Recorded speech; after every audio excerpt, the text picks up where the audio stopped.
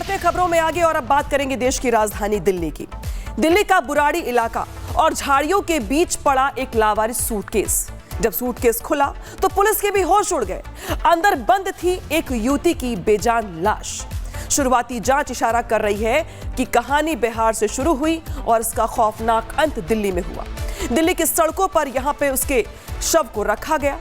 Police ने इस पूरे मामले में 3 लोगों को हिरासत में लिया है, लेकिन सवाल वही है कि आखिर क्या ये रंजिश थी, आखिर पूरा मामला क्या है, आखिर क्यों एक युवती को यहां पर मौत की घाट उतारा गया। दिखाते हैं आपको स्पेशल रिपोर्ट।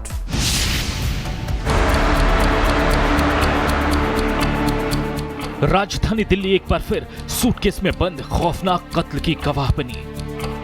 बुराड़ी के सुनसान झाड़ियों में पड़े इस लावारिस सूटकेस ने इलाके में दहशत फैला दी। जब पुलिस ने इसे खोला तो अंदर एक युवती का शव बरामद हुआ। शुरुआती जांच और बॉडी की हालत देखकर आशंका जताई जा रही है कि लड़कियों को बिहार से झांसा देकर या अगवा करके दिल्ली लाया गया और फिर बेदर्दी से मौत के घाट उतार दिया गया।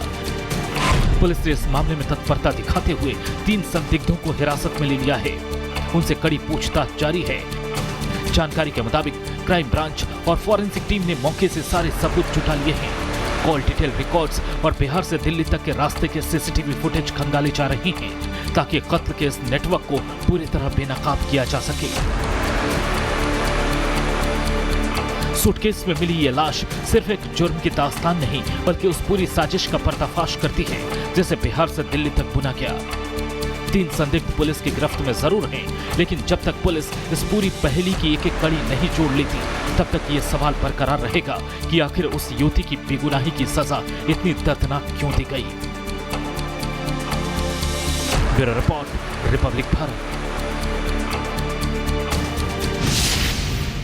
सीधे रुक करेंगे सहयोगी सुमित झा का। सुमित, जिस घटना ने पूरे देश को हैरान करके रख दिया, क्योंकि राजधानी दिल्ली में इस वारदात ने हर किसी को हैरान कर दिया है, लेकिन इसके तार बिहार से जुड़ते हुए दिखाई दे रही हैं। आखिर पूरा मामला क्या है और क्या युवती की पहचान हो गई है?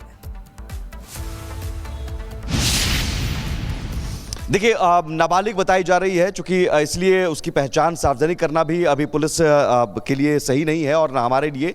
लेकिन एक बड़ी बात यह है कि बिहार में ही कहीं ना कहीं इसकी प्लानिंग हो गई होगी। यही वजह है कि उस लड़की को उसका भाई, चचेरा भाई बिहार से लेकर आता है, इसलिए क्योंकि उसे शक होता है कि कहीं और किसी और से वो बात कर रही है। यहाँ लाता है ताकि उससे बात करना वो बंद कर दे। लेकिन बुराड़ी इलाके के मुकुंदपुर में उसे एक मकान में रखा जाता है। क्या बंधक बनाकर रखा गया, ये भी एक बड़ा सवाल है।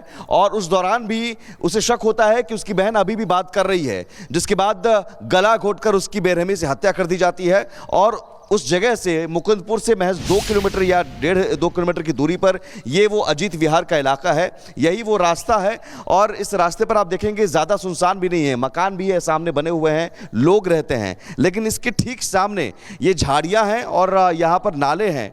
इन झाड़ियों का फ़ायदा उठाकर इसी जगह पर, ये बताया जा रहा है कि इसी जगह पर वो एक भारी भरकम सूटकेस में अपनी ही बहन की लाश को लेकर आता है और यही सूटकेस ठिकाने लगाने के लिए पहुंचता है। सूटकेस को ठिकाने लगा भी देता है और यहां से वो निकल जाता है। लेकिन सोचिए, शायद आज हम जो ये रिपोर्टिंग कर रहे हैं, ये बता रहे हैं कि वो आरोपी पकड़ा गया और इस मामले का लगभग खुलासा हो गया, शायद वो नहीं होता अगर पुलिस की पेट्रोलिंग टीम यहां पर नहीं होती।